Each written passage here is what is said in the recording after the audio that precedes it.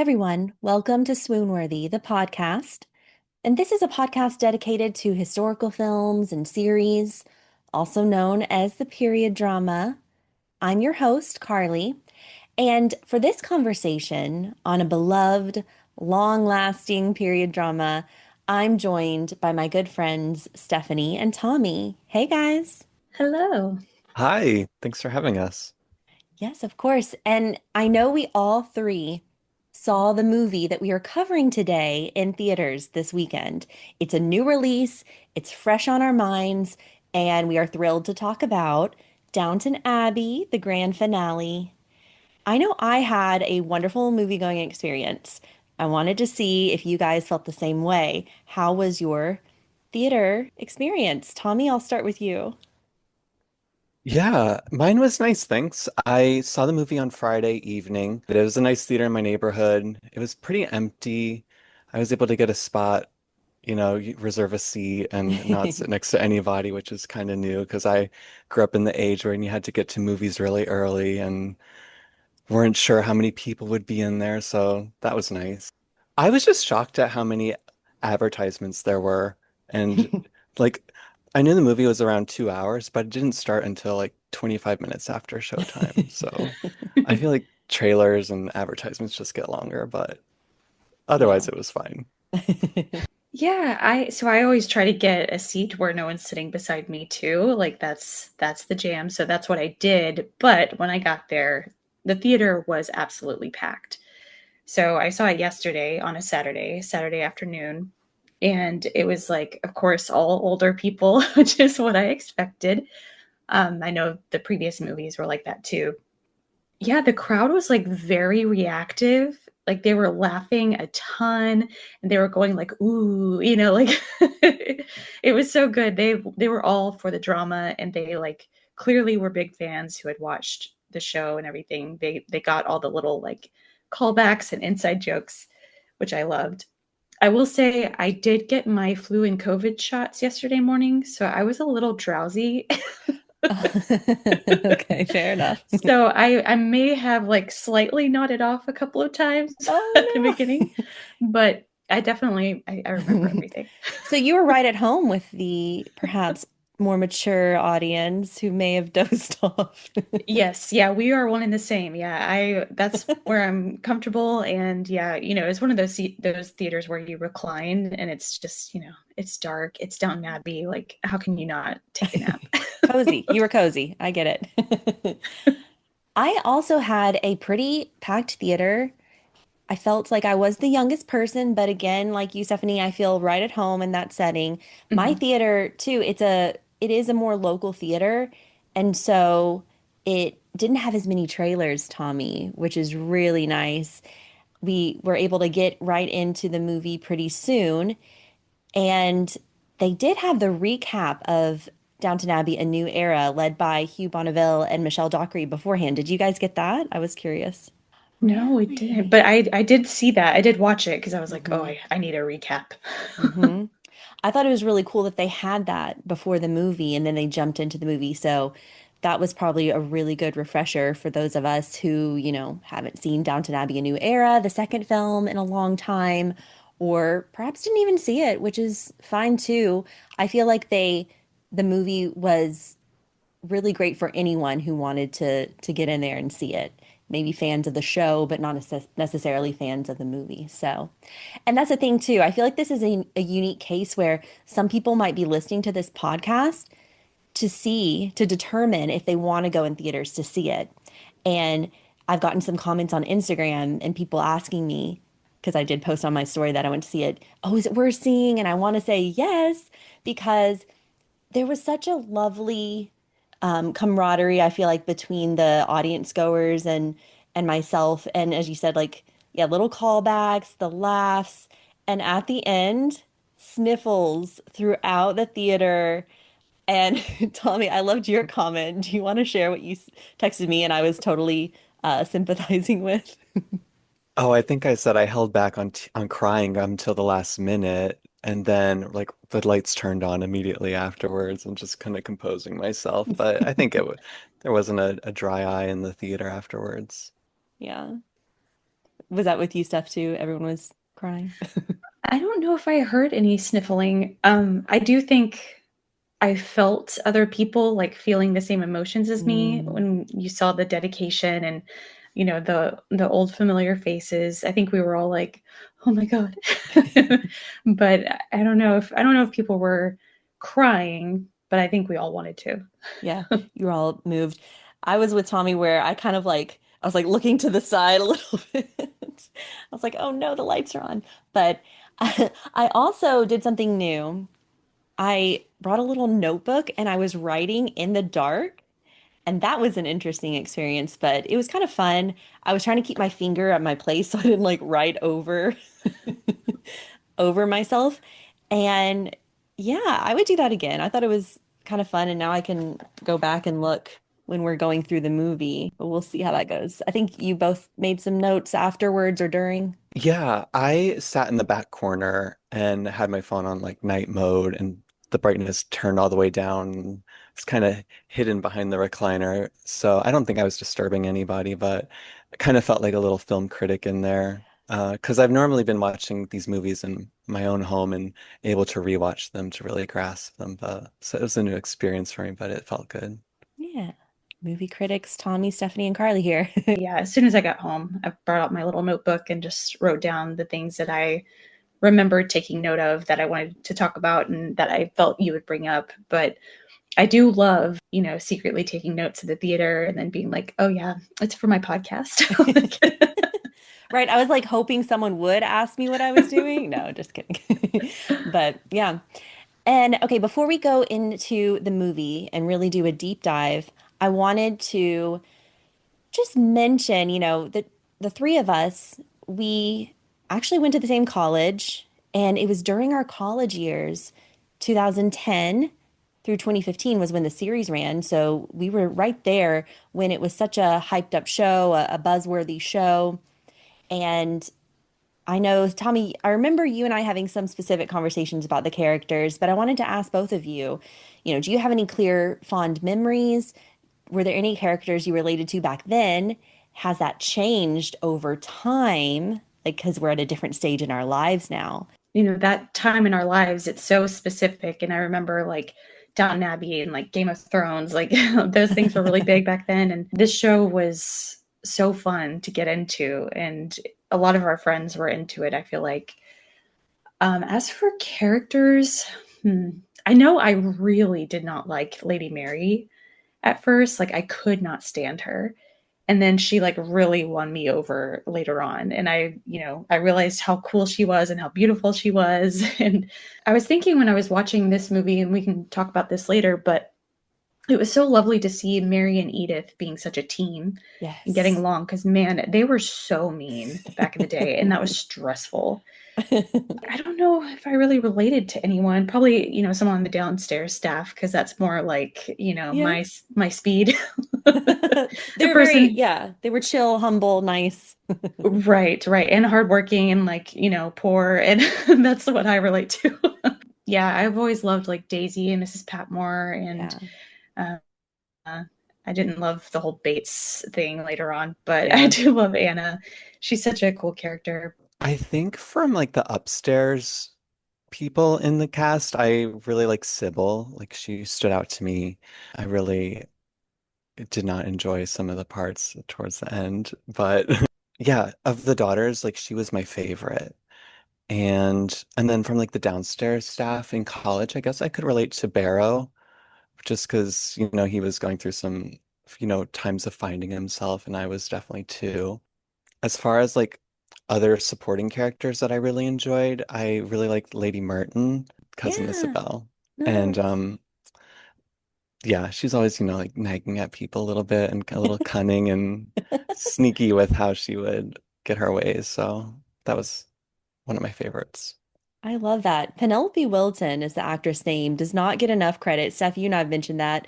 Yeah, no, you guys have made some great points about the characters.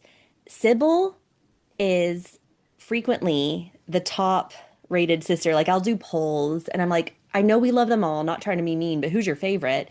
And people always say Sybil, even though, of course, as we know, she wasn't on the full series. So yeah. right with you there, Tommy. And then Lady Mary, I loved your comment, Stephanie, about how at the beginning Lady Mary was not a favorite of yours. This is so divided. People are like Team Lady Mary, Team Lady Edith. Those who say they didn't love Edith in the beginning do appreciate her character growth and like, wow, what a journey she really went on throughout the series. And I'm kind of in that boat. Like I did not like her in the first few couple seasons and then she's so cool. She had some great character moments in this movie, but I've always been a Lady Mary fan, not her meanness, but that older sister vibe, trying to keep the family together. So I don't know. I think I've related to her, but I don't think I'm as mean ever as Lady Mary to my siblings or anything. I would have loved to see how Lady Mary and Lady Sybil, like if they, what they went through throughout the series if Sybil had survived. It's so sad talking about it. Like how they would have changed in their relationship or if they always got along and they were, Lady Sybil was always the mediator between the two. That's the thing is I think the characters are really at the heart of this story. You could give us any silly storyline for this movie and people would have gone to see it for the characters. And so we'll talk about that throughout the podcast today. I know we've already been covering a lot, but we are going to jump into the movie. One last thing, Tommy, I will tell everyone how you used to you used to call me Daisy in college. And I, if it were the Daisy we see now in this movie, I wouldn't have been offended. But some of Daisy in the very beginning, where she was just a little, I don't know, whiny sometimes. I didn't love that, Tommy. It was a little inside joke, yes. But now, after seeing her development, it's such a high compliment. Yeah. And I always enjoyed her parts too, and her scenes. So You didn't mean, so yeah, you didn't mean it in a mean way. no, absolutely not. Okay. All right. Term Well, of endearment. term of endearment. No, we were always just joking around with each other, pushing each other's buttons, and that's where that comes from. But anyways, I thought I'd share that. And let me know if you agree. So the movie starts out with the 1930s glitz and glamour of what I assume was the West End of London. And it was so beautiful. The dazzling lights, the neon. There was a sign that specifically said 1930s Cochrane Review or something. And I was like, that's a great indicator of the times for people. And then they started to zoom in on a specific theater. And we learned it was a show, not a movie, called Bittersweet from Noel Coward. And I mean, there's a beautiful song. I think the song was about nostalgia and bittersweet memories. And then it flashes to Robert, Cora, Edith, and her husband. And they were soaking in this musical and perhaps thinking of their own fond memories. I thought that was such a lovely way to start the movie. I was like, am I in the right movie?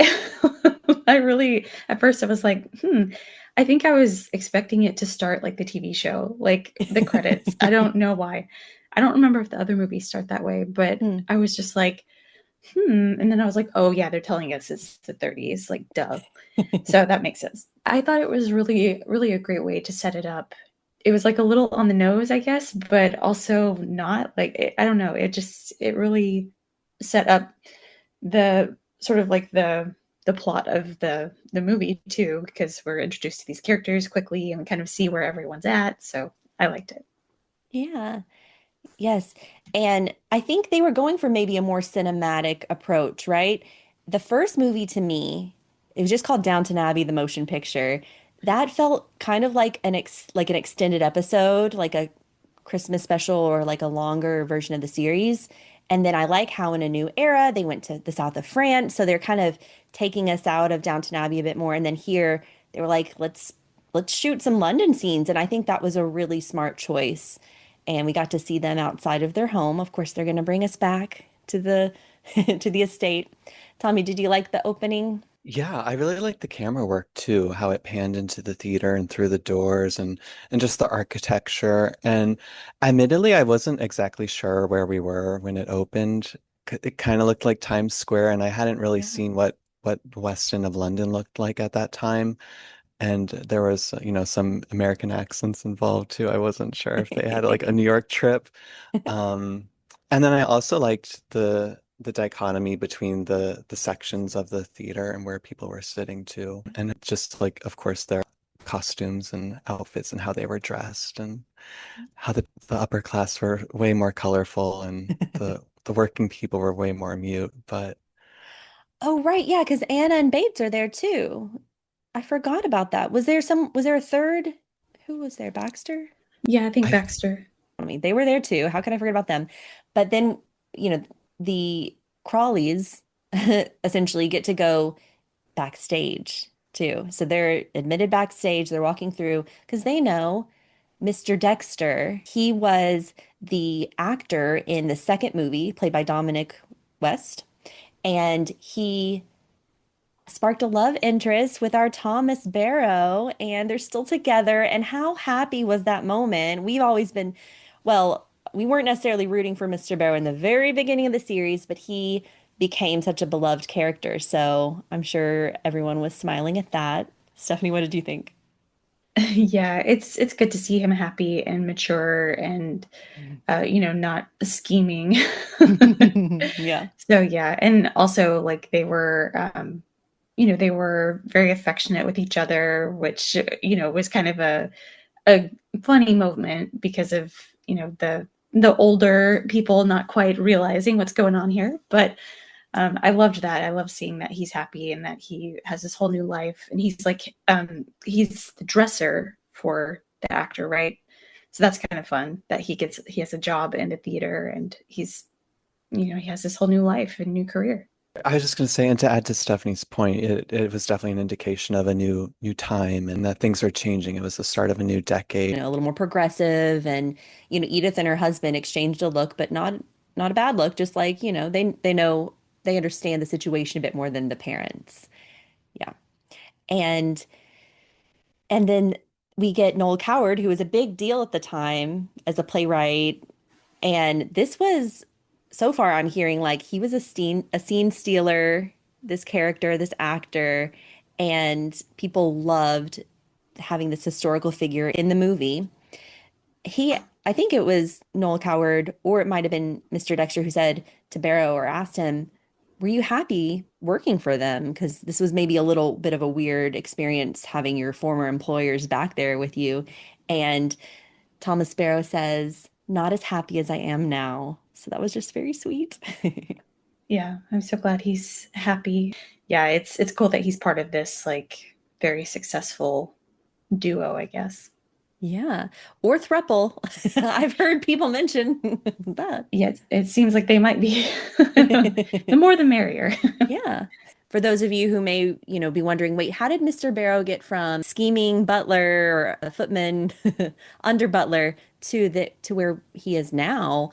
He, first off, he saved Edith from a fire at one point. He saved Jimmy, who was also a staff member, and he just really had some character growth and has found himself. So, yeah, here he is. I forget he has done so much, like bad and good. I can't remember it all. And I actually saw this actor in a movie recently. It was a horror movie that takes place in Sweden, and they're like these guys from the UK camping in Sweden, and things go awry. I was just so happy to see Robert James Collier in another role outside of Downton. So look up The Ritual. It wasn't that scary. It was like decent scary, in case you're not a horror fan.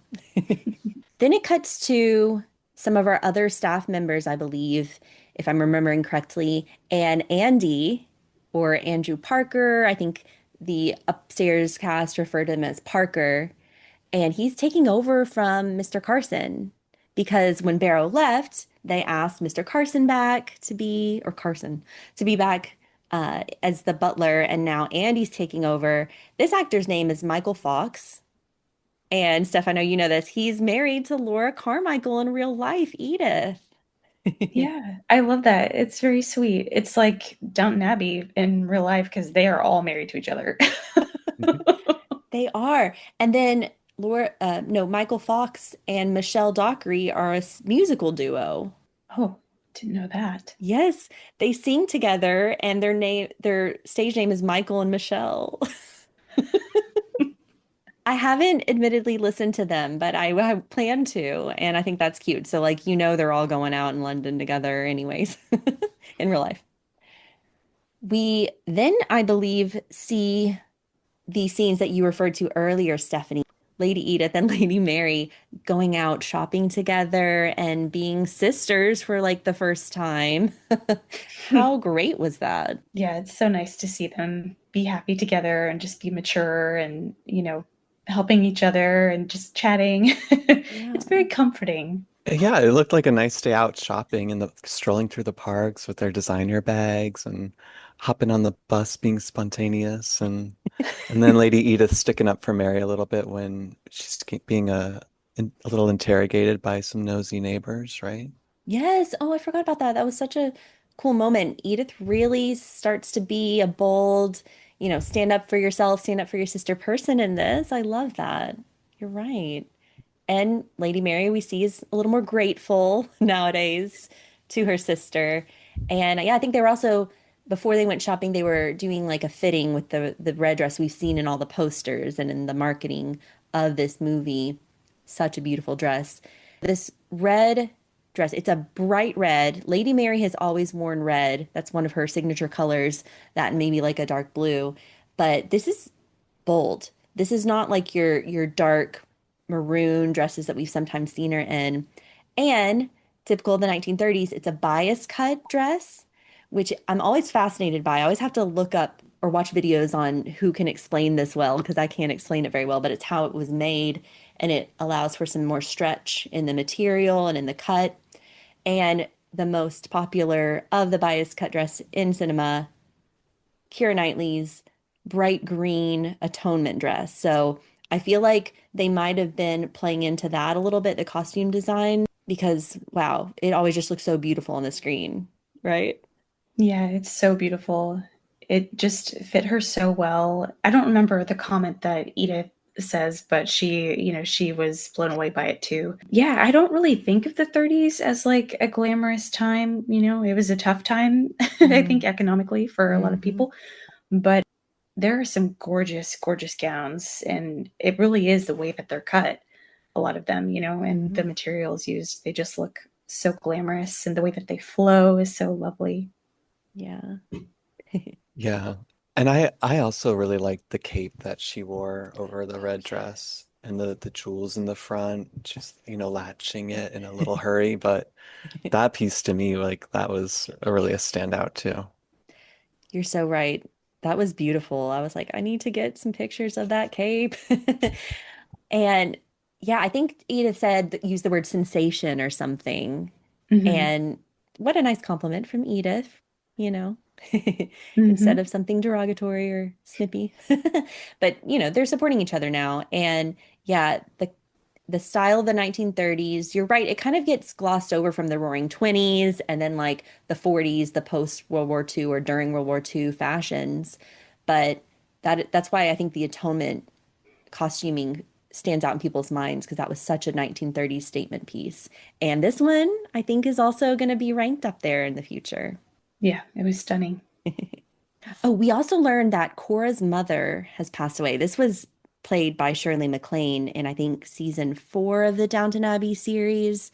So not only did our lovely Lady Violet, the Dowager Countess, not only did she pass away recently, and that's Robert's mother, but Cora's mother also. And we learned that her brother, Paul Giamatti, is coming over, coming for a visit across the pond. And I think people were excited to see Paul Giamatti back on the screen because he's just a beloved like actor. His name is Mr. Levinson, and he is the executor of the will. So he's coming over to just work out the logistics with Cora. And they also start, as you said, times are hard right now. It's after the crash of 1929. So families are throwing in the towel with all of their like London season homes and just the big to-dos, and the extra property, like they're selling it. And so that theme starts to be discussed here in the beginning. But we also start to see in the newspapers divorce in high places. And that's setting up a theme and a storyline moment for this movie because Mary's in her beautiful red dress with her cape. She's going to a party with her family, but we soon learn the news that her divorce with Henry Talbot has come to an end. And what a dramatic moment. Like the music stops, everyone turns to look at them. And that was people laughed in the audience for this moment too, like when the music cut. But it's also sad because you're like, oh no, this is not good. Any thoughts on the divorce stuff that happens in this movie, Stephanie? Yeah, I mean, major flashbacks to the Gilded Age, right? Julian Fellows loves talking about divorce. Yes. Yeah, it was crazy to think that she was treated that way because of that. Yeah, it's a major theme throughout the rest of the movie. Like, will they, run when they see me, or Mhm. will people come to our party because I'm here? And um, yeah, it was very interesting and super dramatic, of course. And that's when we get her walking away with the cape, as Mhm. Tommy was describing. But yeah, crazy times. It was unsettling how the people treated her in Lady Petersfield and saying, she has to leave and a divorced woman can't attend the ball. And then, her parents wanted to leave and Mary is, of course you can't leave before the prince and princess. So just so much formalities to it. But I did think hiding them under the stairwell was kind of funny as the royalty walked up and Yeah, and during this time period in history too, we do get some divorce in high places because we have Wallace Simpson who ends up getting with the prince on the throne at the time and he abdicates because of her being Wallace Simpson being a I think two-time divorcee and that was such a scandal. There's also a Claire Foy Paul Bettany miniseries called A Very British Scandal, which kind of focuses on a similar plot. And divorce was just, yeah, not accepted at the time. But I love how at one point in the movie, they reference, like, oh, it's more accepted in America because if you're watching The Gilded Age right now, which takes place earlier in the time period they're dealing with divorce, it kind of isn't maybe as widely accepted in the UK until later. But, they do have more of like a royal family situation versus America. So it makes sense, I guess. Yeah. I do love that, like, no one in their household or the family thinks less of her. Like, none of them seem to be affected. Like, their opinion of her, of Mary, is not affected by this. They're like behind her all the way. And Yeah. so, at least, some people aren't super old fashioned when it comes to these things.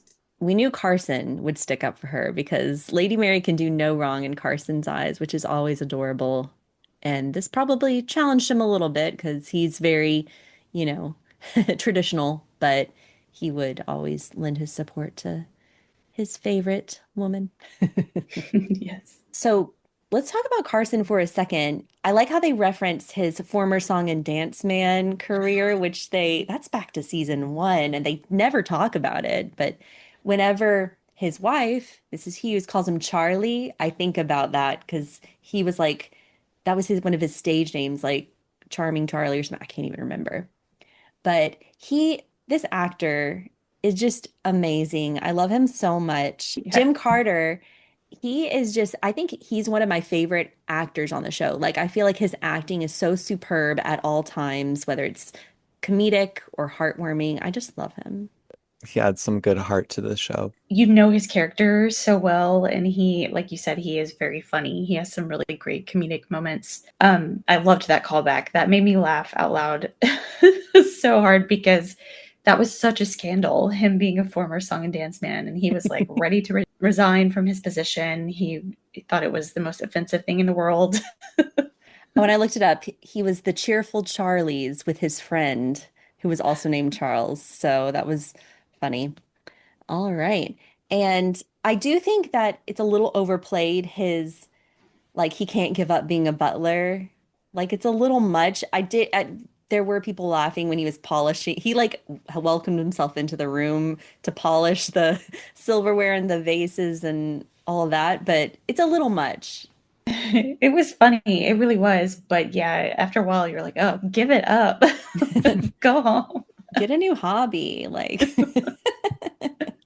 there's got to be something for him to do. Well, that's okay. That leads us to Penelope Wilton's character, Cousin Isabel or Lady Meryton, who invites him to be part of the council for the county fair. It's like she knew. See, she's a great character. She she's always willing to help, and she invites both Carson and Daisy to be part of this committee and have an active part in the community. How lovely was that?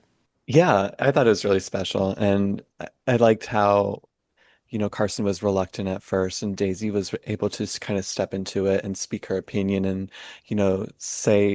mention things that Carson said to her in confidence that like he wouldn't dare repeat in front of these committee members. And it was like, so that was funny, but it was refreshing for them to offer a new perspective and actually like listen to them and hear them out. So I enjoyed that part.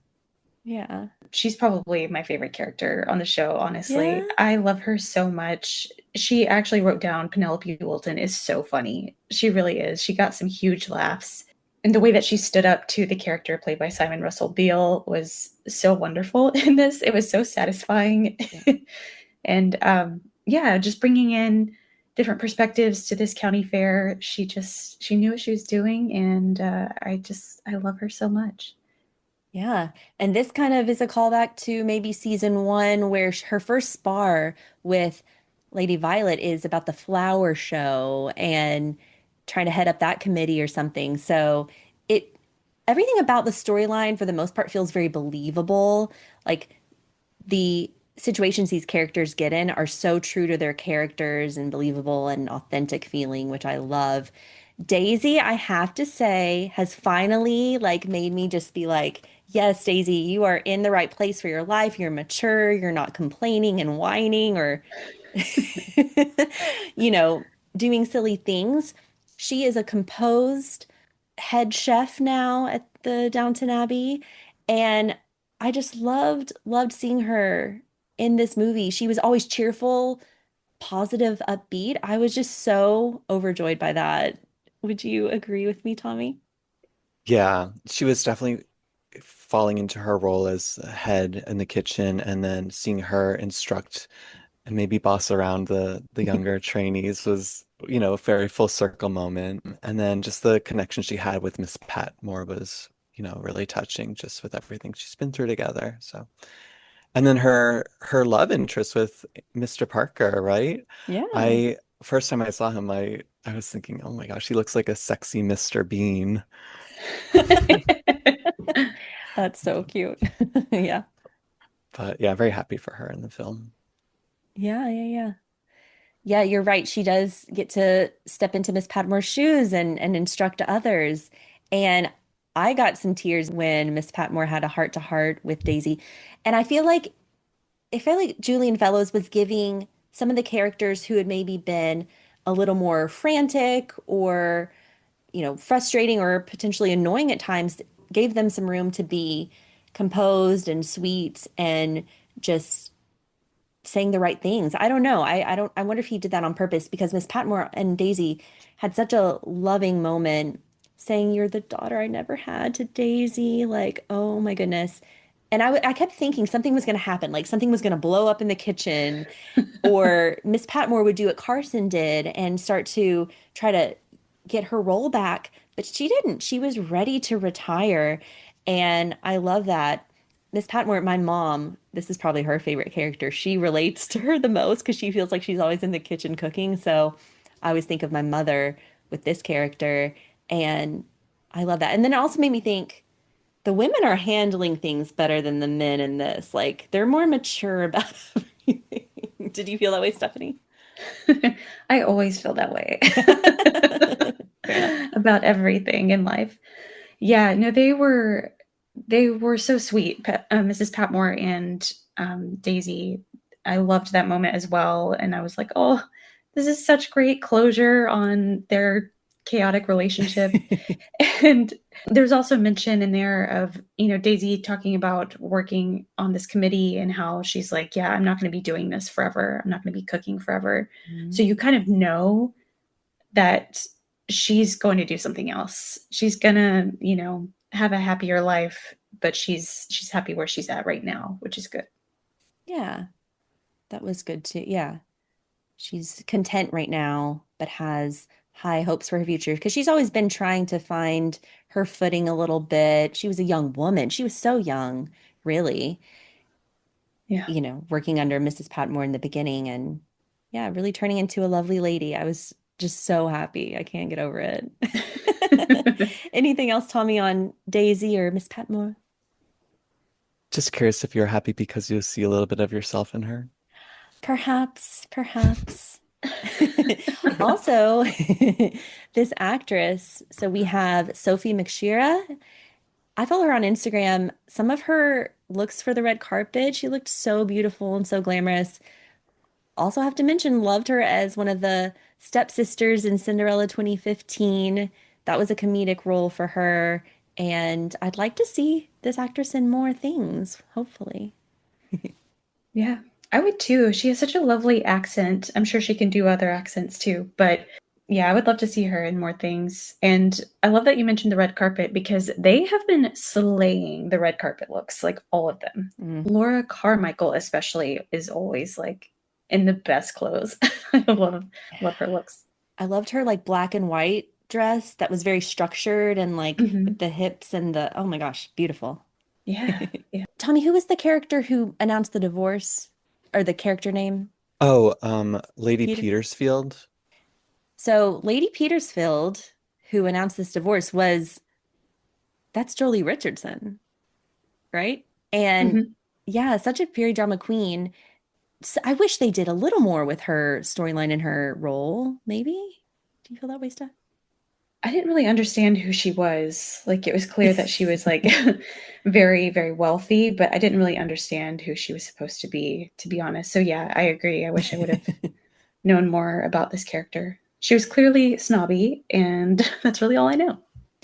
Yeah. It's like they kind of put her in because of who she was as an actress, but would have loved more there. Underutilized maybe. I also do think that Edith's husband, Harry Haddon Patton, who plays Bertie, I keep calling him Edith's husband, Bertie, seventh Marquess of Hexham. I feel like they could have done more with his character because this actor is really funny, really good. He was in the Twisters movie, and he's, been in other period dramas and I think making a name for himself in movies.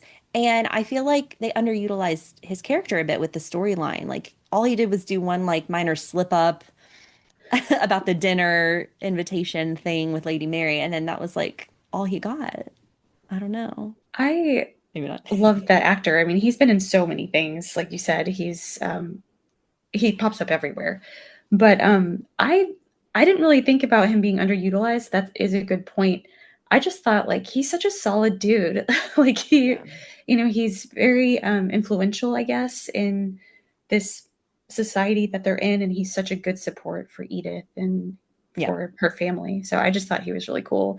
Maybe I just like it because he was quiet and like didn't do much. Hey, sometimes that's good. And you're right. He's a solid, solid supporting husband, which is a contrast to Lady Mary's situation with Henry Talbot, played by Matthew Good. As we know, Matthew Good made an appearance at the end of the first movie, and he was in the late seasons of the series. And then he just dropped off. He was not in the second movie. And Hugh Dancy came into the second movie and flirted with Mary. That was kind of fun. And you sense there's some trouble there, but they had to they had to do something with this situation. Like Matthew Good must be so busy, couldn't make the movie, and they just like kind of threw him to the wolves. Like he's a horrible character. He's got a girlfriend. He was the one that pushed for the divorce.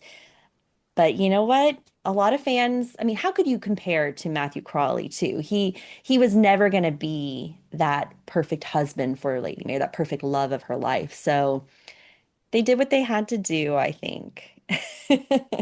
Were either of you surprised to see Tom make an appearance? Well, I had seen him do so much promotion for the movie, so I knew from that he was going to be in it, but I loved when he showed up and how warm everyone is with him, and he's still like such a respected member of the family, so I did love that. So we were hoping he would show up, his character, Tom Branson, but you didn't know how that they would play that out because he was so not in the first bit of the movie. And then he shows up also to support. He and Birdie are supportive of the rest of the Crawley family. And he's like, sometimes I forget that he isn't just like the brother to Lady Mary and Lady Edith.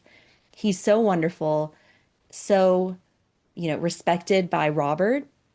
I mean, he's the one that they really call in to get him to change his mind. So it was really great.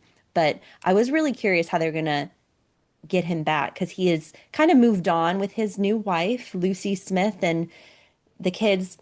But I guess Sibby, the oldest daughter, that's like the first granddaughter for Robert and Cora. And he sweetly offers to help them with their financial troubles. And that was a touching moment. Oh yeah, I love Branson. I think he's the best. I loved him when he was, downstairs staff, and just seeing like his journey to being who he is as part of the family. It's so crazy.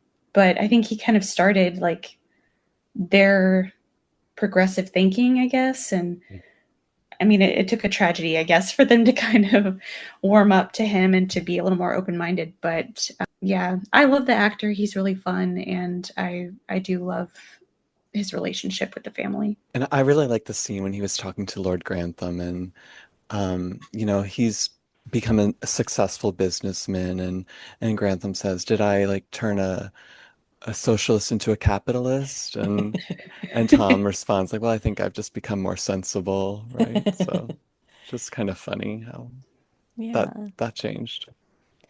Yeah. They have to, they'll probably never forget his original political, rebellious spirit there, a revolutionary spirit, I should say. And yeah, it's a good example of how people may have some different backgrounds, but they can make it work. They can be a family and respect each other. I would like to think. I know it's a little idealistic of me, but Yeah, I had forgotten about his background and the protests and everything, and that's kind of how he and Sybil got involved with each other, right? yeah. I will always say one of my favorite scenes is when Sybil puts the pants on in season one, and I think it was season one, it could have been season two, and she goes and shows off her new look to the family, and then you just see Branson's head pop in the window. He's like spying in on them, and he's just enamored by Sybil. But it's just a cute scene. It's one of my favorites. Another kind of funny moment that makes me think of the quote you mentioned, Tommy. I've never called you Tom ever before. Thomas. Thomas, Tom Branson. Okay. Is when Carson says something like, "We're not Bolsheviks." That got a laugh from the audience. I can't remember the exact situation, but it's always funny. I remember there was like an old man who was laughing super loud, but he laughed so loud at that line. Yeah. I bet the old men really love Carson. Like I feel like he's kind of like my dad in a way, and I can picture that humor. Yeah, totally. That was also during, I think that was right after Daisy is in the kitchen at Downton and she sees Carson there. She sees Mr. Mosley there, and she's like, none of you could stay away. And that got a laugh too, because it's true. I think I laughed louder than anyone else in the theater at that. I think I did too. I laughed so hard because it was so quick, but it was hilarious. Because it's true. It's like they just can't. I mean, Mr. Mosley, got to talk about him. Oh my gosh, a little over the top, but he's always been over the top. Did we expect anything different? Tell me, how do you feel about this character, Mr. Mosley, and his antics? Honestly, it'd been a while since I'd seen the show. I kind of forgot about him. He was one of the supporting characters that didn't really leave as much of an impression on me. But you could definitely sense some tension between him and Baxter as, she's trying to reason with him and, let him know she's really happy with the life that they've made and wants him to like relinquish some of this like chase that he's going after and just like be happy with her. And it was a little unsettling, like maybe they couldn't see eye to eye and reconcile some differences. So I was like a little worried about them at the beginning. Hmm. Yeah. Yeah, I was almost afraid they were gonna break up or something. I think they may have gotten hitched, but I was like, oh no, another divorce? No. Yeah, he's got these aspirations of being continuing his script writing for movies. And he's in that first movie, it's just the worst moment when he is a footman still and he speaks to the king and queen who are visiting, and everyone is just like shook. And like Lady Mary, I think Cora is like, you're addressing you're addressing the King of England. Like everyone, but he's such a comedic character. He always has to be doing stupid things. Yeah, he's a little cringy. In this movie in particular, he was a little cringy for me. He is very funny, and I love that he is writing movies. That's great. But yeah, I could have done without him inviting himself to be part of the staff for this dinner that they were Yeah. having. It was a it was creative, but it made me a little nervous, is what I'll say. And Mhm. I was just worried something was going to go wrong, and I really wanted things to end nicely for everybody. Yes. Yes. He's kind of like got Michael Scott energy, which is like that cringy, makes you nervous. And it's funny, but at the same time, sometimes you're like, I don't want this right now, right? Definitely. That's a really good comparison for sure. Oh my gosh. So we've been talking about the downstairs cast a lot, and they really had some wonderful moments. Not a lot of Anna and Bates in this one, but I do think that their storyline was such a focus of the series. And again, like what I was thinking, maybe Julian Fellows wanted to like allow time for other characters and just let them be happy because they've gone through the worst of anyone on the show. And, they had their little touching moments with the family at times, Lady Mary and Lord Grantham, but other than that, they were just kind of there. I was cool with it. Do you guys agree with me on that one? At the beginning, I kind of felt like Anna was in the middle of Lady Mary's drama. And, Anna expressed that she admires Lady Mary's bravery. But at the same time, like, it just seemed like a lot of stress for Anna to be put through when she's near full term. And I kind of felt really bad that she had to deal with the stress that Lady Mary just in being involved in that universe puts on her. The Bates and Anna storyline is my least favorite thing about this show. I thought their storyline was so exhausting for a while there, personally, if Yeah. I'm remembering it correctly. So yeah, I think like you're saying, I think he just wanted to like have people be happy and, focus on the rest of the storyline. So I'm glad that they are just a happy couple. Nothing's going crazily wrong with them. And we didn't have like a crazy birth or anything. it was just it was True. just fine. But yeah, to your point, Tommy, it was like kind of crazy seeing this like heavily pregnant woman like serving people. Can you imagine like having this woman serve you toast in bed and she's like about to have a baby? It's so crazy. She was a pivotal part of the story, and we do see her, witness what happens with Lady Mary and a new character. Yeah, let's talk about that. So we have talked about the downstairs cast, kind of their journey throughout this movie, and let's bring it back to our upstairs cast. So we mentioned the uncle, Cora's brother, played by Paul Giamatti, coming over to talk financial situations with Cora as far as the estate of their mother, and he brings a friend, and this character is played by Alessandro Nivola. I know, like, obviously his son has been in the spotlight because of White Lotus. His son is very famous now. Yeah, The White Lotus, this latest season, as the younger son who does some crazy things. We'll leave it at that. But I've always had a crush on this actor growing up, from Jurassic Park 3 to Mansfield Park 1999. This actor has been one of my favorites. He always plays someone that has a little bit of something up his sleeve. Like that's just the roles he gets. I guess he looks a little mischievous, but then you want him to be nice at the same time. And like, I'm sure you all saw right through him right away, but I was like, he was a little shifty, but at first I was like, or maybe he's gonna be perfect for Mary. I'm too naive. I know it. Thoughts on this character? I thought he was a real creep. Like I thought he was disgusting. I really didn't like him. Yeah. Um, Also, I thought his name was Sam Brooke the whole time, like first name, last name, but his name is Mr. Sam Brooke. Oh. So there's that too. But yeah, I did not like him at all. And I love that he got called out by Lady Edith. That was so satisfying. Loved that. And yeah, we talked about Paul Giamatti earlier. Love him. I mean, a national treasure. We love him so much, but they really did his character dirty in this movie. Like they made him out to be kind of dumb. Yeah. But I mean, this guy fooled Lady Mary, so But did you kind of like how she did have a little like fun one night stand, like breaking out of the mold, or were you kind of like, oh, Lady Mary, don't do that, don't do that? What do you think, Tommy? I'm all about her expressing herself as she likes, so it was refreshing to see from that standpoint. I know it was controversial at the time to do, and I like the little callback to Edith making with a Turkish man. So, yes.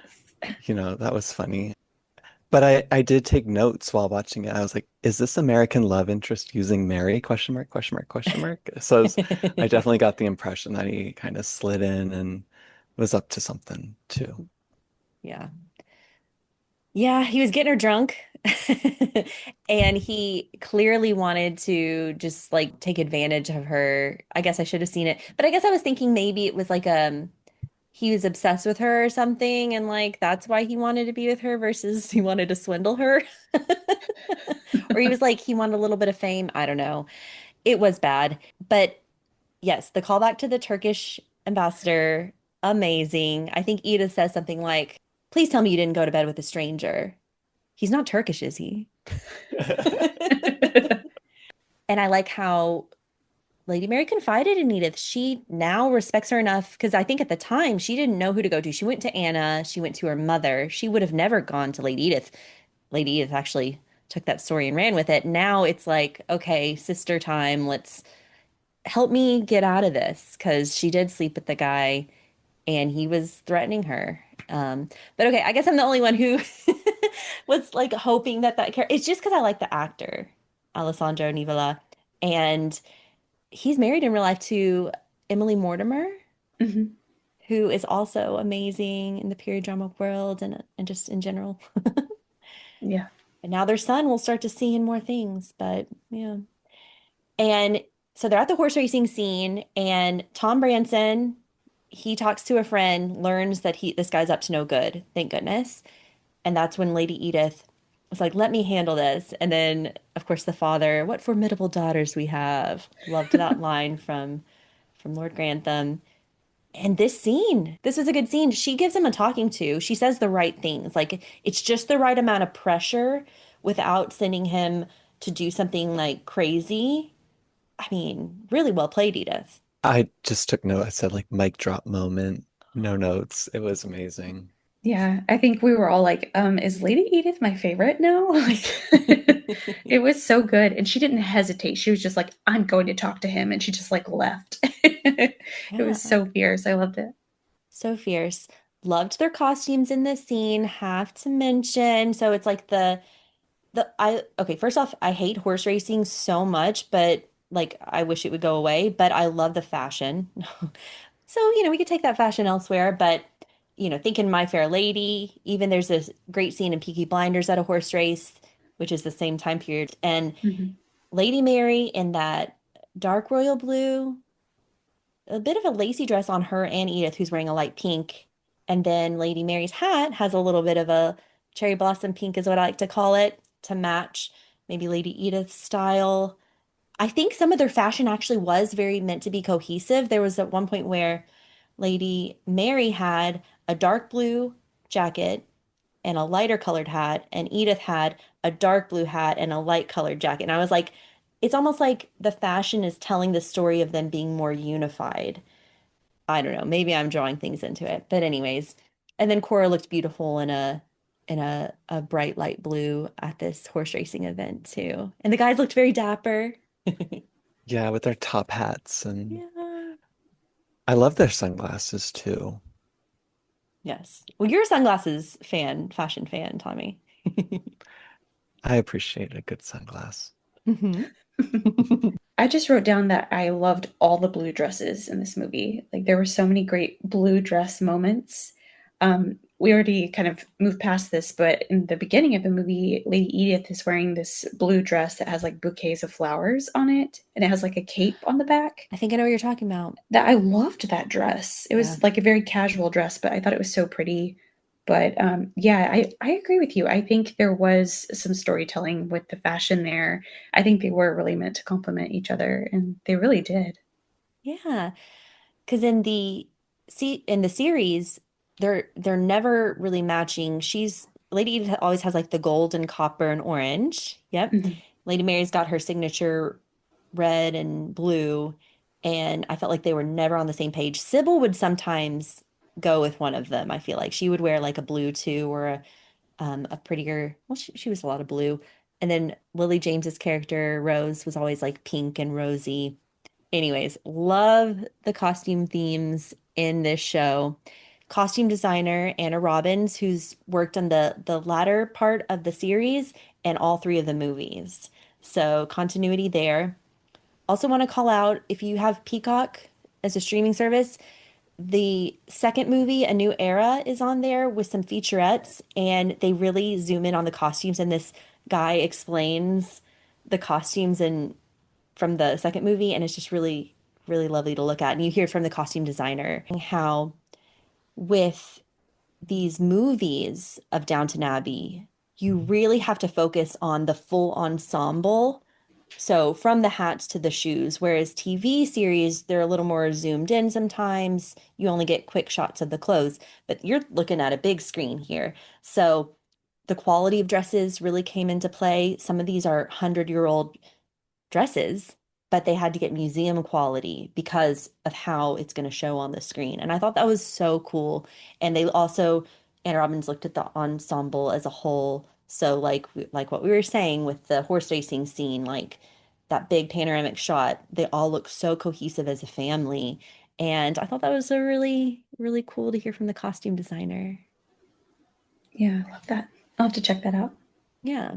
That's great commentary. Yeah, I'd love to hear that. And I did love the scene where they were walking as as a family and just strutting down the Yeah. runway, it almost felt like. Yeah, it was Yep. like slow-mo, wasn't it? I think so. Yeah, that's a new one for Downton Abbey. And I think they were like, yeah, the 1929 crash didn't hurt us. Oh, stop. Just kidding. But also one of my followers on Instagram, I posted that photo, said, love Lady Edith's pink dress, but it looks like she's picking a wedgie. So if anyone wants to go look back at that, sorry, just a little silly thing. But people are really, they love this world of Downton Abbey. And I'm getting so many comments on Instagram like, what did you think of the movie? I didn't like this character, what they did to them. Like, I think they were thinking Paul Giamatti's character, Harold. I think someone commented. Yeah, Yeah. Yeah. Poor but guy. okay. I did like his line where he was reading the Charles Dickens and he was asleep, and then Annie comes over. Yes, you guys know what I'm talking about. And it's like, can I help you with anything, sir? And he puts the tray down loud on purpose. So funny. He's a little cheeky. And Paul Giamatti's character, do you have any Agatha Christie or something a little lighter? And he's like, oh, I don't know, but I'll go look in the nursery for you. Yeah, they're just like reading him. Is it because he's American? Or Probably. I love it. I love he's the best. Paul Giamatti is just the best. He's so willing to play these characters that are, That's you true. know, Oh kind my of seen as gosh. like awful, but really aren't that bad. Yeah. Yeah, for sure. So good character moments. Andy, yeah, I think Andy is so perfect to be the next generation of Downton's butler. Like he knew how to handle Carson, whether it was, bringing him through the front door because he's getting a little older or just saying like, I got this. And yeah, that's another solid character. I don't know. I Yeah, like it. Yeah. I felt like the place is going to be in good hands under him. Yeah. He doesn't seem dramatic, like a lot of the others. There's not a lot of drama surrounding him. No. And the one time he did show some passion and drama, it was in the first movie, just because I re watched it very recently. And Daisy like liked that about him. She was she was like, ooh. But anyways, now they're both mature. The whole theme of moving on, new generation at Downton, that really carried through this movie. That was the purpose of this movie and saying goodbye, really. So we have to talk about that. So we have Andy stepping up as butler. We have Daisy taking over as the head chef or head cook. And Lord Grantham is a little reluctant to give up being head of the household master of Downton to Lady Mary, which I thought had already kind of happened. Lord Grantham is getting older in years. He can't do everything. I thought he kind of passed the buck to Lady Mary already. Seems like that wasn't really the case, or when it came time for him to really retire, he didn't want to let go, just like Carson. And it takes Tom, we already talked about that, to really persuade him.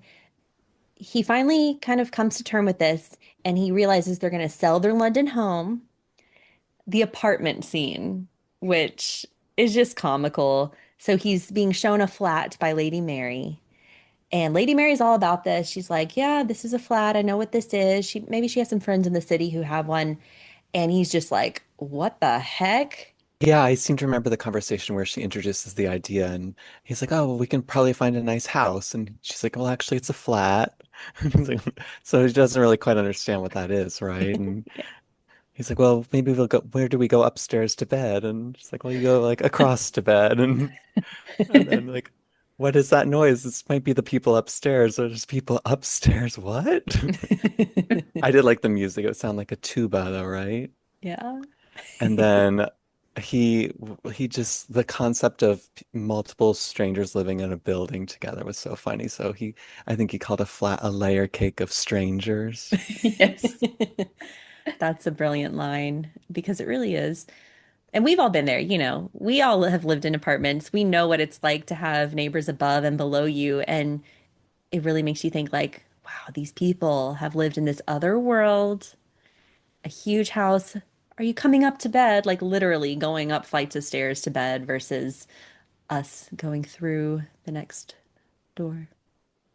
And I'll just add lastly, like, Mary said to him, like, please have an open mind when you see this, right? Hmm. And he's definitely open-minded. And when you see that empty space, it is a little shocking, but there's definitely potential. I know I saw that when I saw my apartment. I was like, wait, this tiny thing, but you can like turn it into something cozy, and I'm happy they ran with that idea.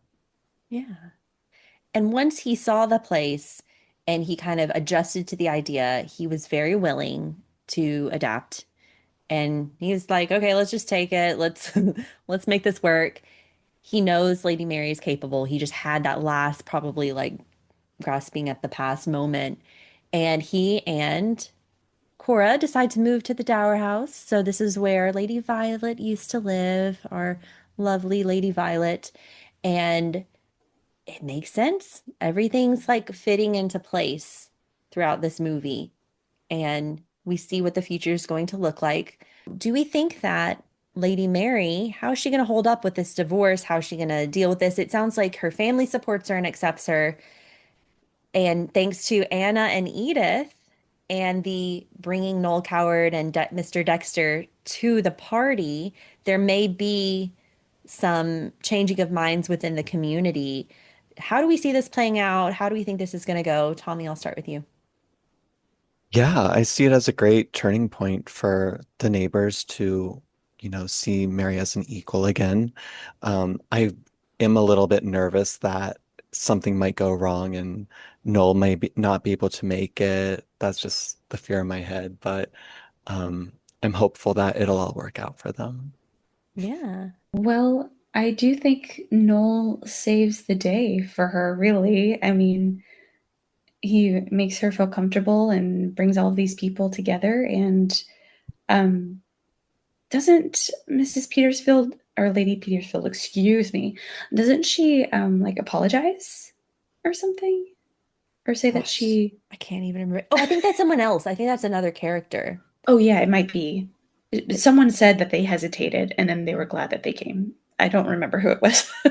I think it was someone who was on that committee for the county fair with Isabel and Daisy The and older woman, yes. right? Yes. Yes. Okay. Yes. But yeah, I thought it was so lovely that all of that happened and that you know, these these artists are not judgmental, obviously. They don't care. So they're just there to have a good time. And I think they really helped everyone else to kind of relax and chill out a little bit about the whole divorce thing. Yeah. They're like, it ain't no thing in America. And that scene, that dinner party that they end up having goes off really well. Lady Mary's wearing a gold dress. In one picture, it almost looked like a chartreuse green. So I'm really just kind of like trying to figure out that color. It's more gold, I think, though, but a very distinct, pretty gold. Some beading in the low back. It was like black and white beading in the back and a necklace. Her hair, she did the little kind of Josephine Baker swirls. Very cute. And then Lady Edith was wearing an aqua blue, if I remember correctly. So that was lovely. Anything else on the costuming or that scene that stands out? I'll just add that Noel's character was really just special in that he was an entertainer. That's his purpose in the movie, and he knows that. He added like in the conversation with Cora's brother that he's just there to add sunshine to everybody's day, right? And I think he really filled that role of like whether it was talking to people at the party and being super extroverted or like playing around the piano, he was a breath of fresh air and definitely lightened the mood throughout the film. Love that. Yeah, that's a good quote by him that just, yeah, exemplifies his character. So love that. Also, Mr. Barrow hadn't been properly invited to the dinner party. He had kind of snuck around the back to say hi to his friends. But at a certain point in the night, Lady Mary's like, hey, do you want to Mr. Dexter, hey, do you want to go bring Mr. Barrow or Thomas back upstairs?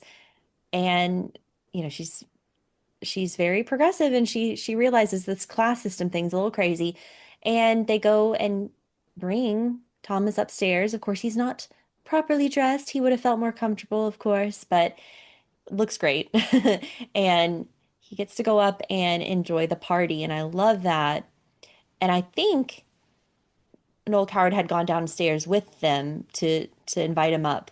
And so the downstairs staff get to see him, and he's been observing this whole night, right? He's been talking to Mary, getting the scoop on the divorcee plot. He's been observing the idiosyncrasies of the family and life in the English countryside manners. And so you can tell he's thinking about his next script or screenplay or play for the theater. And so he does like Mr. Mosley's idea for the name of the story, Private Lives. He gets that from Mosley.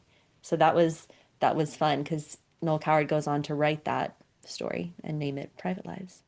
I also read that Noel Coward was knighted in 1970, and I just thought that was super interesting to like bring it into more modern times. But yeah, we always love when there's a real historical figure woven into a fictional story, right? So he kind of served that purpose here.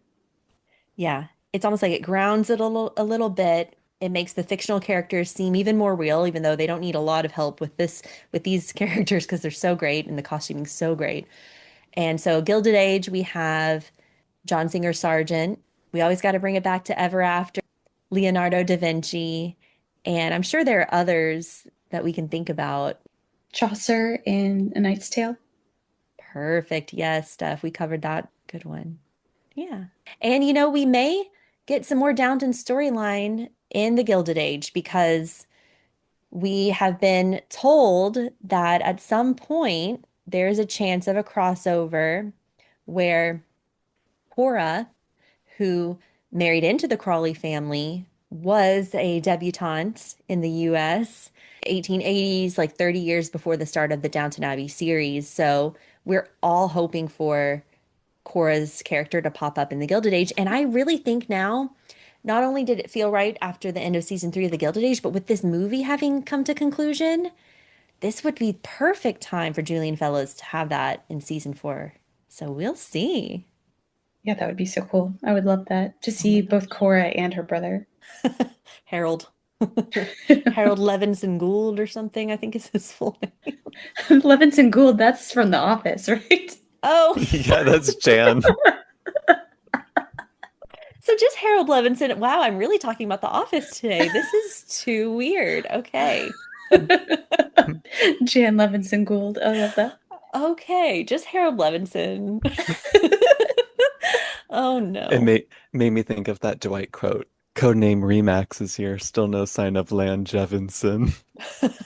Oh, That was the well, casino night episode oh, where like that's Michael like iconic. had double dates, like double booked himself.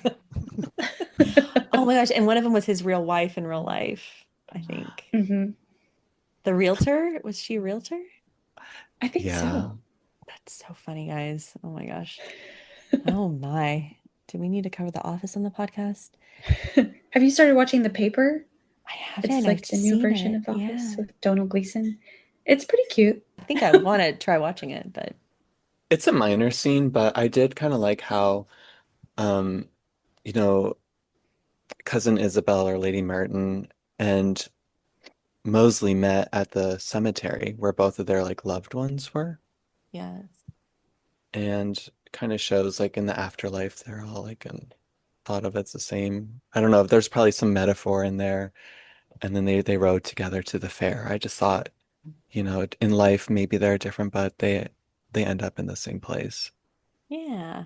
I love that. Yeah, I kind of choked a little bit when I saw Matthew Crawley's headstone too. I was like, oh, they're doing this to us. Little did I know later in the movie we'd get some more of that. And I chuckled though when you said he drives her to the fair because that was meant as a little comic relief moment when Mr. Mosley is start stopping and he does the 180 where he's learned some lessons, right? So he was saying, "Oh, the scriptwriter, really the unsung heroes of the movies." But then he's saying, you know what, it really is the actors who are the heroes of the movies. And I thought that was kind of like a little on the nose, maybe, Stephanie, you called it earlier, a moment about like, you know, the characters really give the story what it is. But then Julian Fellows is the writer. And so at the beginning, they were referencing him. It was, I don't know, a little silly, but fun.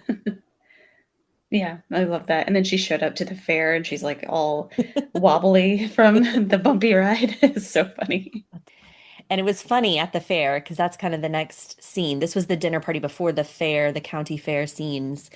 You could tell Mr. Dexter and Noel Coward are kind of like, oh, this is a little country. This is a little bit, uh, I don't know what you want to call it. I don't want to offend anyone. Provincial? Oh, wait. Provincial's fine, I think. Yeah. Yeah. Yeah, they were kind of like, how quaint, like, kind of looking down on it, but not really. Like, again, they weren't really judging. They were just like, this is what they do here. Yeah. Did you like the quote though? Are you going to say the quote? Oh, about the ankles? Yeah. Yes. And they're walking around the fair, they're observing everything, and they make a reference to the time period because I think Mr. Barrow, is probably like, I mean, even in season 1, I think there's a county fair scene. So it would be really fun to watch those two scenes back to back and see the change in fashion, the change in times. Yeah, but they're saying like to them, to Mr. Dexter and to Noel Coward, they're like, wow, things are still a little old-fashioned here, maybe 1850s, haven't seen a lot of changes. And then Thomas Fair says, oh, well, we can see women's ankles now. And then I think, was it Noel Coward who said cheekily, not much use to us? And since we love Penelope Wilton's character so much, she had a great quote in this. She says, convention makes cowards of us all. Yes, so good. I loved all of Lady Mary's hats. Oh my gosh, there was some adorable kind of like 19, they almost still look 1920s where they kind of are dome and kind of cover the head in a nice way. I don't know. They're just so beautiful. Cora's coat at the end scene, I just wanted it so badly. It was just beautiful, cream colored, and then some like blue detailing. And that kind of reminded me of one of her previous roles. she was in this movie called On the Wings of the Dove or The Wings of the Dove, and it stars a young Helena Bonham Carter, and she's in it. Elizabeth McGovern is in it, and her fashion is kind of reminiscent of that, in case you're looking for a period drama recommendation. I love that. I need to watch that. It's good. It's good. It's kind of racy at the end. They- But we didn't talk about Miss Hughes a lot, but she's also just solid. Love her. We didn't talk about the scene between her and Mrs. Patmore when they Oh talk about gosh. consummating marriage. Speaking of a racy moment, no.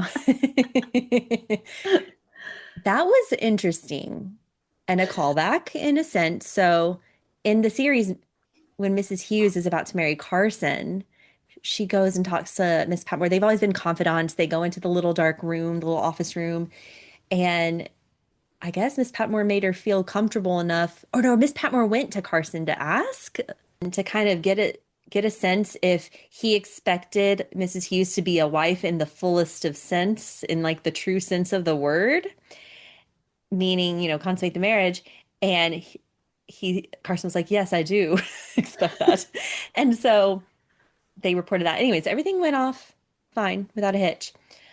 But in a full circle moment, Miss Patmore on her retirement is going to live with Mr. Mason.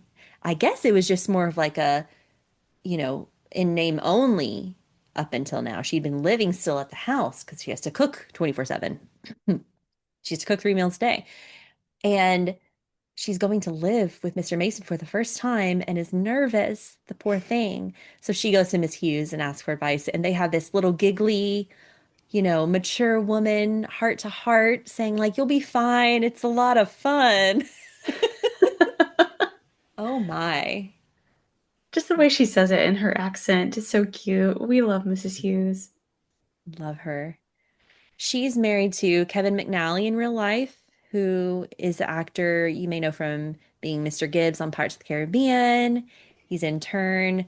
Jim Carter is married to Imelda Staunton in real life, and they have a period drama daughter, Bessie Carter, who is in Bridgerton as a Featherington sister, Prudence, I think.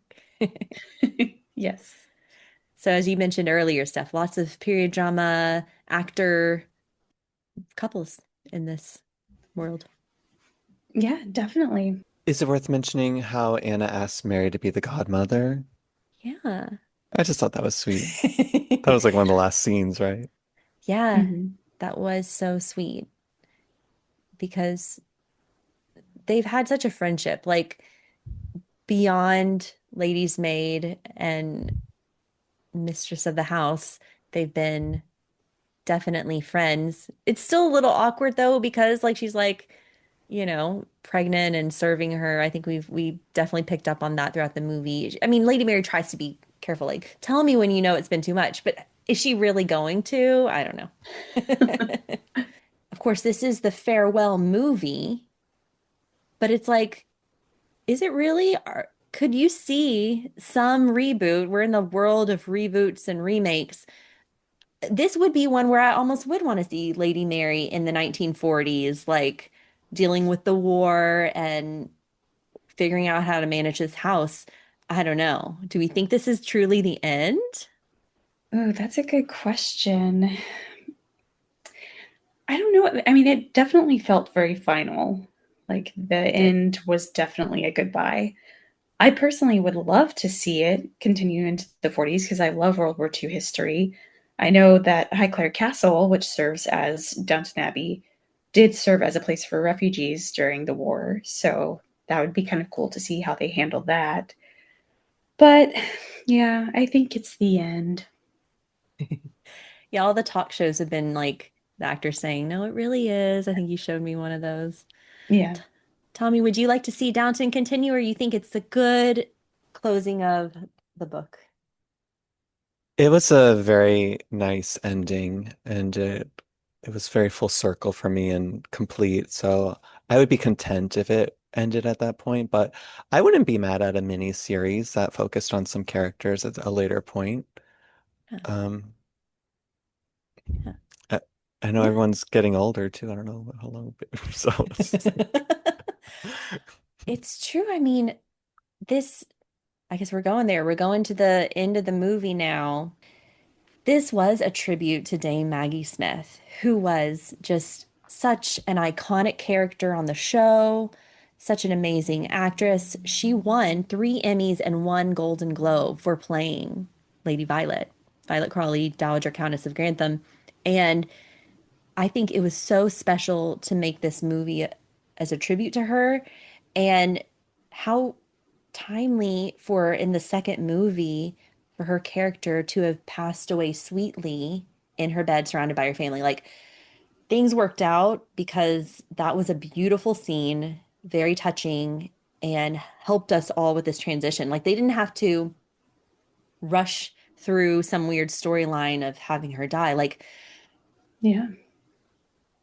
oh, And the yeah. homages to her were just really touching in the film. Just whether it was the opening up with a portrait of her in the main room, or even just on like a dresser, I saw a little photo of her. So it Yeah. was sweet. Yeah. Yeah. You could sort of feel the spirit of her in the movie and um, how Penelope Wilton's character, sorry, I keep forgetting her name, Lady Merton. Yeah.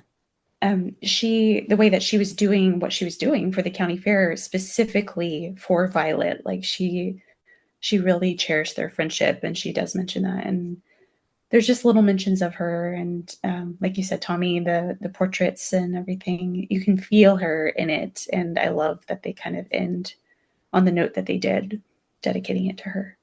Yes, exactly. And spirits, you mentioned, Tommy, we have the amazing moment at the end where Lady Mary has said goodbye to everyone. Everyone's kind of walked off to their various jobs or other houses. This is when Cora and Robert go to the Dower House to fully move in. He kind of kissed the wall of Downton, even though he's going to be very close by. But he's saying goodbye. They're all gone, and Lady Edith is the last one to go away, which I thought was very sweet. And they shake hands or hug or something, have another sister moment, which we loved. I think that was the Long Live Downton or something. And Edith does a little look back. So cute. Then she's alone in this room in Downton Abbey in the entry hall, main space, I don't know what you want to call it. And we get these ghostly scenes come back, and we get, I mean, the first one up is her and Matthew Crawley, and they're sharing a moment together in the corner. Then it shows them dancing after they had the proposal scene. She's wearing her Christmas special dress, which is just so lovely. It's like the ghosts are there, the spirits are there, but in a happy way, in a bittersweet way. That's been the theme throughout this movie, bittersweet nostalgia. But this is when people started losing it in the theater. And I'm even talking about it like, because Matthew, that holds a special place in our heart. And that death was so tragic. So, how did you feel about this? Did you see any characters pop up that you're like, oh my gosh, yes, or moments? Steph, I'll start with you.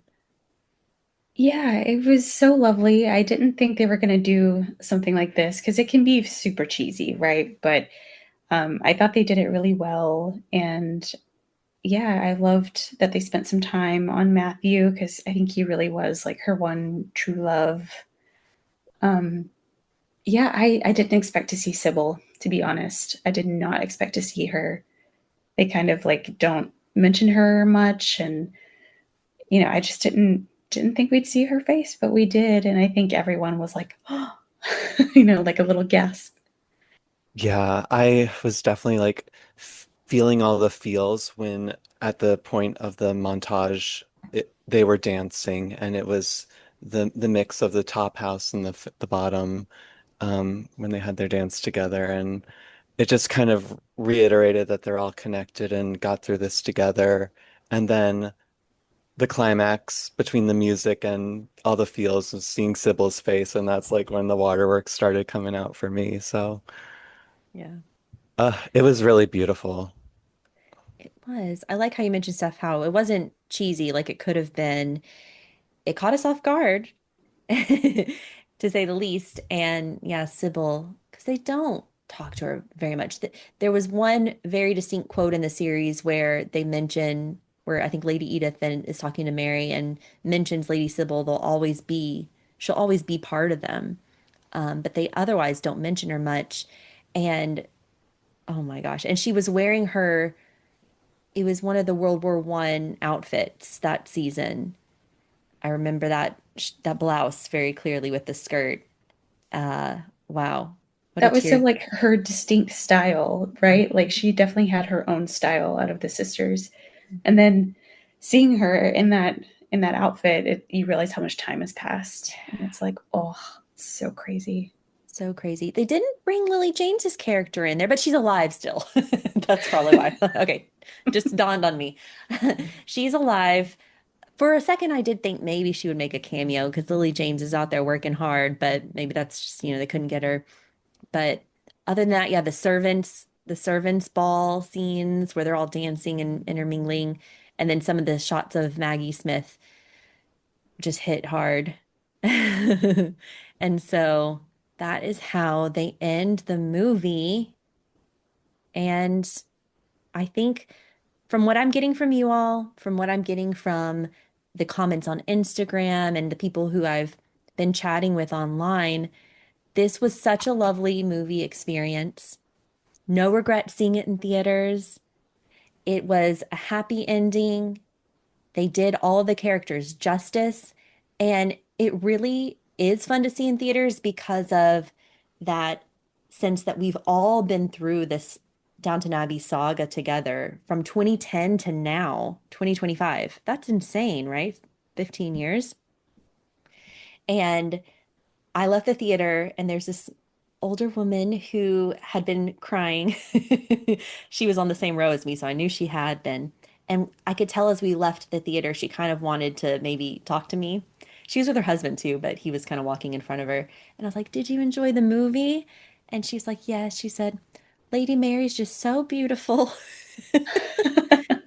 Like, "Oh, yes." And then she said, "And that Noel Coward, oh my goodness."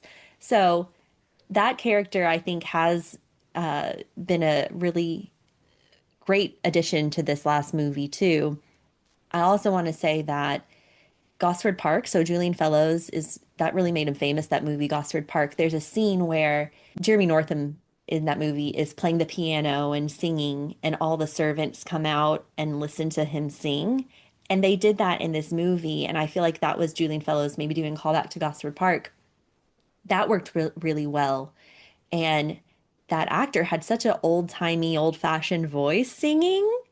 It everything about this movie makes you feel like it's authentically in the right time period of 1930. So special shout out to that actor. He was fabulous. He was so handsome, and he was just such a diva. I loved him. Yes. Did either of you have any favorite little reels in the film credits? I didn't stay for them. I didn't know this happened. Yeah, so at the end when the credits start rolling, it kind of shows like a snapshot of maybe what a day in the life of a couple would be. So like Mr. Hughes and Carson, no, Mrs. Hughes and Carson are just sitting at a table together, and then it shows Birdie and Edith sitting together, that kind of thing. And it's just Yeah. sweet. It's just sweet. Did you have a favorite, Tommy? Um, I liked the boys in Hollywood. That was funny. Yes, yes. Mr. Dexter gives Thomas like a present or something. I missed the detail. I just saw them in sunny LA with the Hollywood sign in the back. Very nice. What do we think O'Brien is up to now? I did for a second say, like, where would O'Brien be? I mean, she was In jail? just, yeah, probably. She pissed someone off in her next job. She had to have. I didn't see as like a redeeming character as much, unfortunately. No, no, she was really evil. And she was the one that really made Barrow be bad because once she left, he really lightened up Hmm. and grew. Yeah. Yeah. Maybe a spin-off of Barrow in Hollywood. I'd watch it. Yeah. Julian Fellows. So we didn't really talk too much of, just the fact that Julian Fellows is so well revered and has made the two most, in my eyes, the two most popular period drama series of our day. So Downton Abbey, which ran from 2010 to 2015, and The Gilded Age, which is still going on now. Really incredible filmography because Julian Fellows also did Gosford Park from 2001 and was the Oscar winner for Best Screenplay. Vanity Fair 2004, it's a Reese Witherspoon take on Vanity Fair, which I grew up loving. The Young Victoria 2009 with Emily Blunt, and then some other series like Dr. Thorne, Belgravia. So just an incredible writer. And this actually is perfect because I mentioned the Peacock featurettes. And there's one where Julian Fellows talks. He mentions Dame Maggie Smith and how she can make you laugh one moment, then cry the next. And she's still the same character in every scene. And I just love some of his commentary. He also said that he had strong women in his life growing up. And so you can tell that in his stories. Yeah, I love that. I don't think there are a lot of male writers who can write really strong female characters who are all different, and he does a great job of that. He really does. He does. So, yeah, love. And he really is posh. Oh yeah, so posh. Like you can see him like having tea with the queen or something, you know? Yeah, for sure. But then, you see the similarities in his stories. Like, I think, yeah, there's the Gosford Park connection in this movie, Gilded Age and Downton. I think there are connections. Some people disagree with me. But in the movie A New Era, or I think it's that one, Isabel and Violet are talking, and Isabel says to Lady Violet, "How you hate to be wrong." And Lady Violet says, "I wouldn't know. I'm not familiar with this sensation." And then in the Gilded Age, this last episode of season three, the finale, Oscar says something very similar to his mother, like, "You hate to be wrong." And she's like, "I'm never wrong." So there's so many lovely connections between his works. And I think it's just fun when you can spot those and be like, yeah, this has definitely got Julian Fellowes' stamp on it. He clearly had a figure like that in his life. Because really those two characters are so similar and they're just so funny and so deeply caring, but a little, harsh maybe. But yeah, Yeah, I love that. yeah, I do think everyone did a great job of dropping back into their characters, right? Like they haven't been these characters for quite some time, and I always think that's really impressive to like come back to it and still feel the same. Like all the little looks that Cora does, that are so yeah. like typical of her and like I don't know, just the relationships they have and everything. I thought they did a great job of getting back Yeah, into that. definitely. Yeah, that's a very good point. You never at once feel like they're acting or trying too hard, and the whole story doesn't feel like it's trying too hard. It's just trying to be a character, you know, character focused story. And the Mhm. acting is great. Yes, yes. I really enjoyed the movie, and it kind of makes me want to rewatch the series, and I would definitely see this movie again if I had a chance. Yeah, I thought so too. I was like, I came out of the theater thinking like this was a solid movie. And I think Steph, you texted like, I really liked it. Like, I think there was some hesitation that this would just be like another long TV episode, but it it was a good theater going experience and a good movie. I would watch it again. I was so delighted with it. I thought it was entertaining and fun. And like you said, the theater going experience, that's part of it, really. Like, you know, a lot of people are like dressing up and stuff. Like, I just love that. So, Yeah. yeah, it was great. And it's got pretty good reviews on Letterboxd too. So, Yeah. Oh yeah, the letterbox reviews I could totally relate to. I took a screenshot of a few of them. So, stuff like cried in a theater full of 200 old white ladies. I see one that says, Sigh, I love this boring family so much. Yes. 3 stars for the gay throuple only. That one was probably they weren't as much of a fan, but I will never emotionally recover from this. Youngest people ever at the Downton Abbey premiere. So Too Contains funny. every element of classic Downton Abbey. Mary slutting it up, someone trying to blackmail Mary for slutting it up, and then Americans being very or not being very English. Yeah, truly. Yeah, there's some good ones. There are some good ones. So shout out to all of those quotes we just did on Letterboxd. We won't list them all, but not Maggie Smith on the wall silently judging. So good. I have to look at Letterboxd reviews now after a movie experience. It's like, ah, so fun. Yeah, So I think it's interesting this concept of doing a movie after a TV series. And I'm very looking forward to the Peaky Blinders movie coming out next year. And curious how that will be too. It's going to be another one where they've been in these characters. They haven't been in the characters in a long time. Putting them in there. Thomas Shelby, played by Cillian Murphy, is going to be incredible to see on the big screen. And then I just rewatched the X-Files movie because my husband and I are rewatching the X-Files series. And at season 5, at the end of season 5, you're supposed to watch the movie before season 6. And we did that. And I was definitely thinking about this concept of like how interesting, because sometimes it does really end up being like a just like the TV show, but they try, I think what works is when they try to do a different state, a different country, a different scene, like taking it out of that typical, the typical scene. So the London scenes in this movie, I think were top notch. And I think that really, some of my favorites of this movie too. I love that. I love X-Files so much. I do too. I have an X-Files sticker on my laptop. Love it. That's so funny. Dun, dun, dun, dun. Anyways, okay. Okay, I don't know about you guys, but I had so much fun on this podcast episode of Downton Abbey, the grand finale. And we all just saw it in theaters. It was fun to talk about it with you all.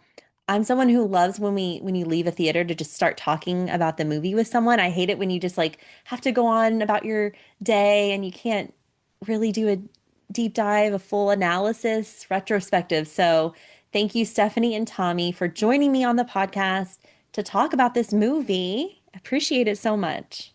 Thank you for having us. It was fun to gab about Downton Abbey like old times. Yeah. Yeah, it was a really special treat. Thank you. And thank you for our listeners tuning into this one. Please, if you have a family member or friend who has not heard of our podcast, but you think they'd enjoy it, please share the link with them. This will help us grow with listeners and grow this period drama enthusiast community, which, I definitely post on Instagram all the time, the photos that we talk about, the costumes, the scenes. I'm at Period Drama Style on Instagram and at Swoon-Worthy Podcast to go along with this one. Hope you enjoyed our chat. Please like and subscribe. We also have a Patreon where we upload the videos. You have to be a member, but you can actually see us chatting and talking about the movie in case you want to feel like you're in the room with us. So I'd invite you to that. Don't forget to check out our Downton Abbey series podcast episode. I did that one with my sister back in season 1 of Swoon-Worthy and the Gilded Age season 3. We covered that in 2 very lengthy episodes earlier this season. All right, catch you next time.